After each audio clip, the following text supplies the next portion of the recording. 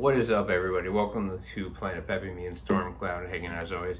Let's talk about Anti-Flag, which is an interesting band in a couple different ways. I'm a fan. I really like them. You know, actually, I only got into them by the reason I got into them.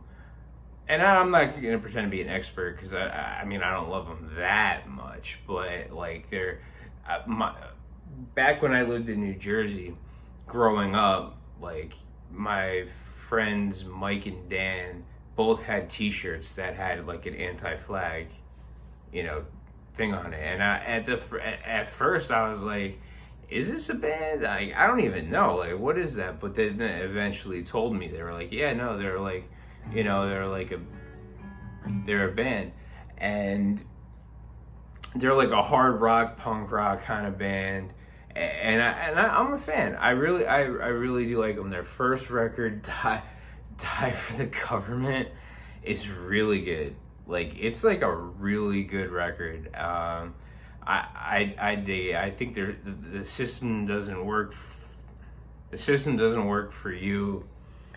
Is their follow-up record. It's really good. And then I think in like 2000 or 99, something like that, they came out with a new what's it called, like a new kind of army, and they're a really good band. They're very politically active, which is, you might think, is kind of like rare for like a punk rock band.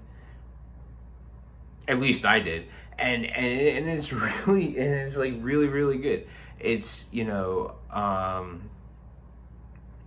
and they I think they're like, I think they're all vegan or something like that. They're crazy like liberals, which I'm not hating on at all. I mean, they're progressive, and I dig it, but you just wouldn't maybe expect it from like this group. They've gone through a couple a couple of you know, like band member switches, but they pretty like Sean Stone, I forget. Everyone knows I'm bad with names, I'm sorry, but like they've had like really good, you know, like songs over the years. Six Pack is amazing. Their first record, I think, is their best. And again, it's not like, oh, they went downhill from there. It's just kind of like, I think that's just happens to be their best record. So I would recommend checking them out if you don't know them. They're really good. And they've got some great songs. Some of it might be like a little repetitive, where it's just kind of feel like,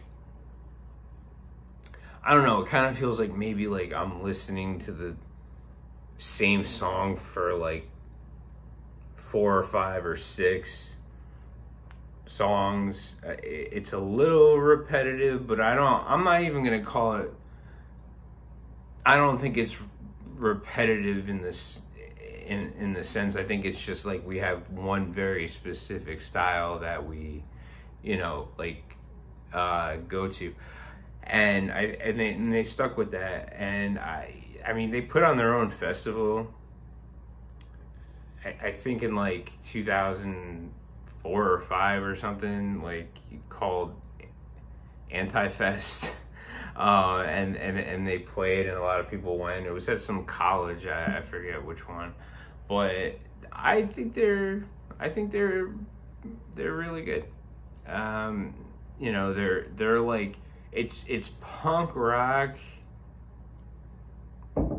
but there's like a little softness there where it's like very listenable. Even if you're not like a fan, like you can, it's not like a screamo type thing. So anyway, yeah, I guess I'll cut it here. Vans Warped Tour is what it was. I think it was like it happened like once a year from like 2000 and 2004. And, you know, I think they play, even though I've never like physically seen them play live, I've listened to songs of them playing live, and they hold up. You know, I think they're really good.